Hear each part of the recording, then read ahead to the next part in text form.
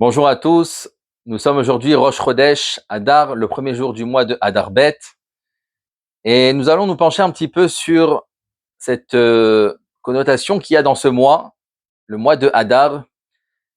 La Gemara dans Avodah Zarah nous dit que la fin des temps du Ham Israël, alors sera une fin des temps où Az Imale Sechok Pinu. Voici que dans la fin des temps de l'histoire du Ham Israël, du peuple juif, ça sera un moment où notre bouche sera remplie de joie et remplie de rire.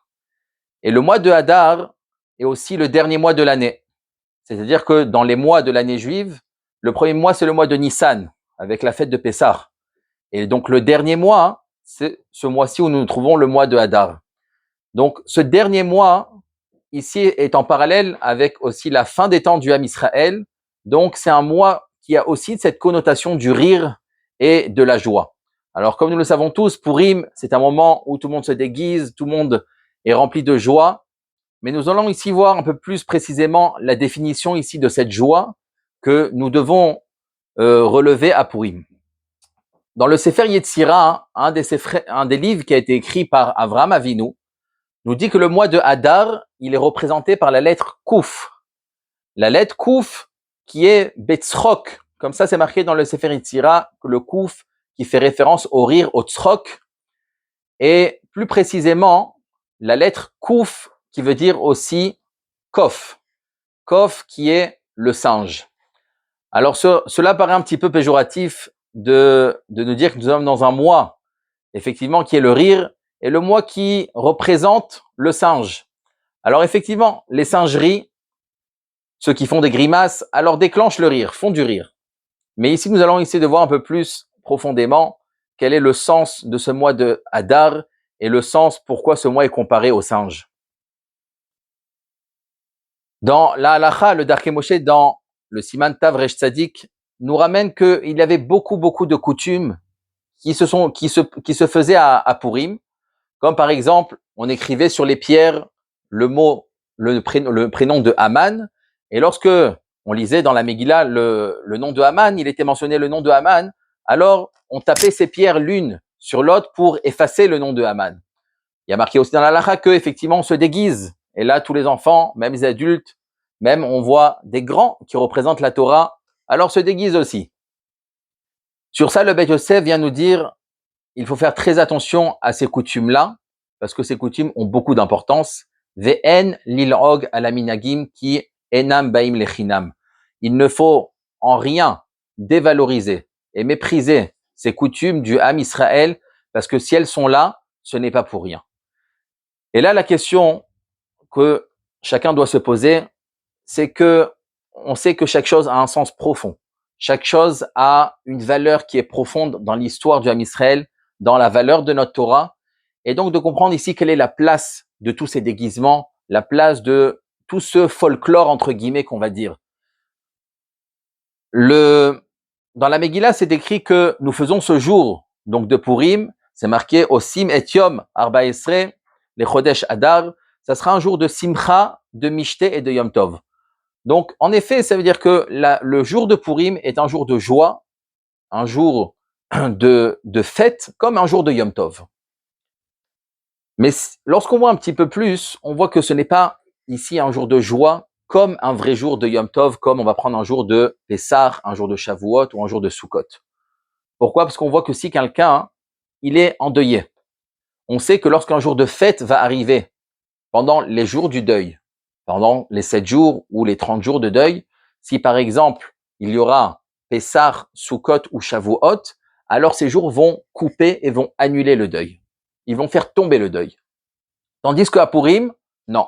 Purim, c'est un jour où on est Noeg, le minag de Havelut, quelqu'un qui est endeuillé, alors il reste endeuillé même pendant le jour de Purim, et le jour de Purim ne va pas annuler le deuil.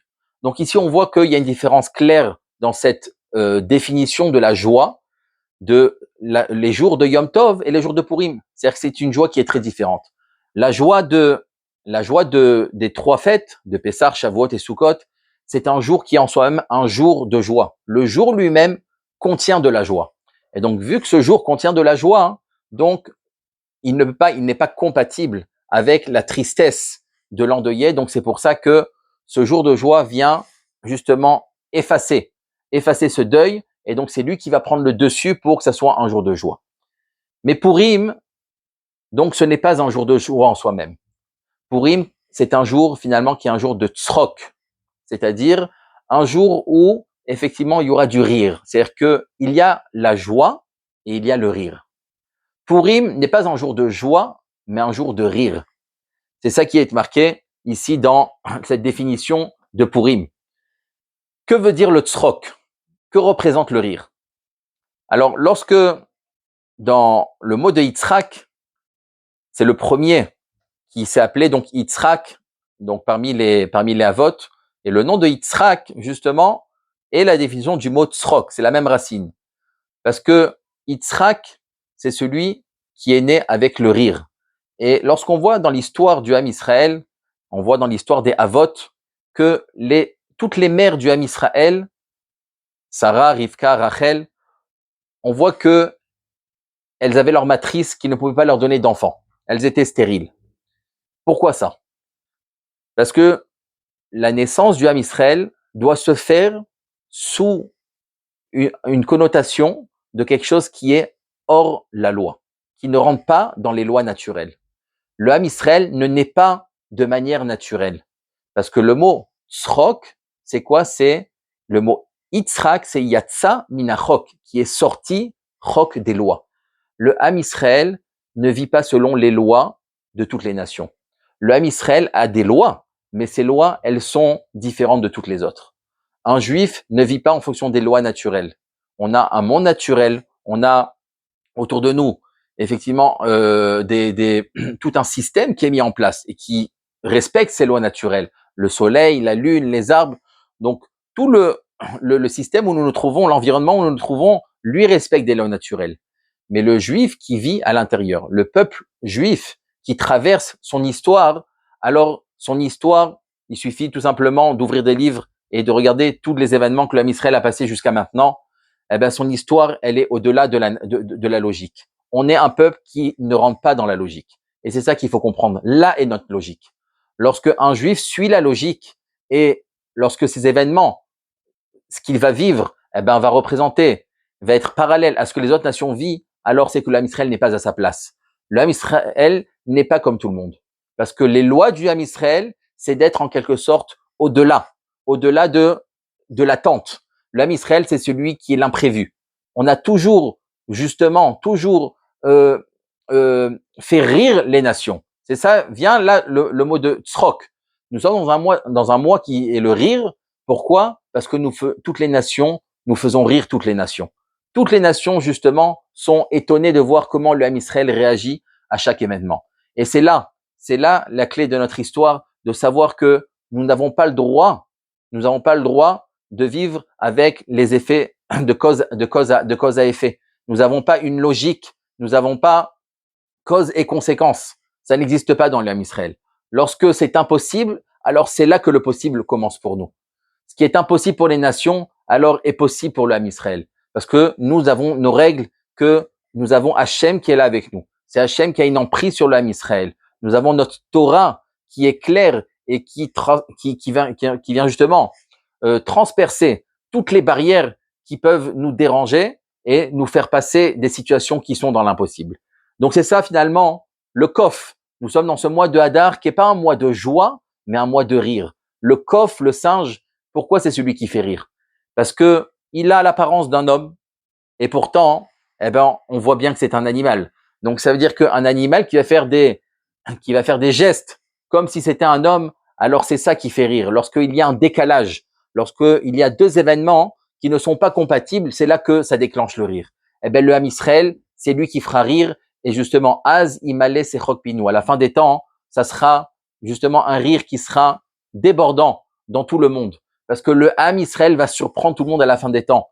Et lorsque on va le voir que le Ham Israël va réussir à se glorifier et va réussir à être couronné par le Mashiach qui va venir, alors là, ça sera un rire que toutes les nations vont justement ne pas comprendre. Comment le Ham Israël, qui par sa petitesse, qui par sa faiblesse, nous sommes un peuple qui est oui faible. on ne s'est jamais vanté d'être le peuple le plus fort, le plus nombreux. Et bien au contraire. Ce que Hachem aime dans le Ham Israël, c'est que nous sommes toujours les plus faibles. Nous sommes toujours ceux qui sont la minorité. Nous sommes toujours ceux qui sont mis de côté. Et malgré tout, c'est ça qui fait notre grandeur. Et c'est ça qui fait notre force. Parce que nous savons que la fierté que nous avons, c'est d'être un peuple qui est reconnaissant d'Hachem, reconnaissant de la grandeur d'Hachem. Et c'est ça, les valeurs que nous voulons transmettre. Donc c'est ça le mois de Hadar. Le mois de Hadar, tout ce que nous allons nous déguiser, faire ces coutumes-là, ce sont dans un but de déclencher du rire, de montrer qu'il y a des situations qu'ils font rire, des situations qui sont dans l'illogique. Parce que nous sommes dans un mois d'illogique. Toute l'histoire de Purim est une histoire qui est dans l'illogique, mais finalement c'est dans ça qu'on se retrouve. C'est là que dans l'illogique que le Ham Israël arrive à ancrer ses valeurs et arrive à retrouver ses valeurs et retrouver son identité. Donc Bezrat Hashem, que ce mois de Hadar soit pour nous un mois de tzrok. Et je terminerai par cette bracha, la bénédiction que Moshe Rabbeinu, que Yaakov a donné à ses enfants et entre autres à son fils Yehuda. Yehuda qui vient du mot Yehudi, qui est le juif à part entière. Si on demande quelle est la nature d'un juif, quelle est l'identité du juif, alors la Torah nous dit, la bracha, la bénédiction que Yaakov a donnée à Yehuda, ça a été Uleven Shinaim Mechalav. Voici que tu auras une bénédiction que on verra la blancheur de tes dents comme le lait. Tes dents seront blanches comme le lait. Le Midrash nous dit qu'est-ce que ça veut dire. Quelle est la bracha? La bracha, c'est que on verra ton sourire. Ton sourire va faire que on verra tes dents qui vont être à l'extérieur. Tu seras un peuple qui sera le peuple qui porte le srok, qui porte le rire, parce que ça sera toi qui va déclencher le rire dans le monde, et ce sera toi qui va faire rire toutes les nations. Mais finalement, c'est dans ce rire-là que le Ham Israël trouve sa longévité et trouve le moyen de grandir à chaque fois et d'avoir cette fierté d'être le Ham Israël. Et donc, c'est pour ça que le mois de Hadar, ce n'est pas un mois de joie, mais un mois de tzrok. Que Bezrat Hashem, ça sera le tzrok pour la fin de ces temps et que on puisse enfin montrer aux nations et que les nations puissent y rigoler de manière définitive.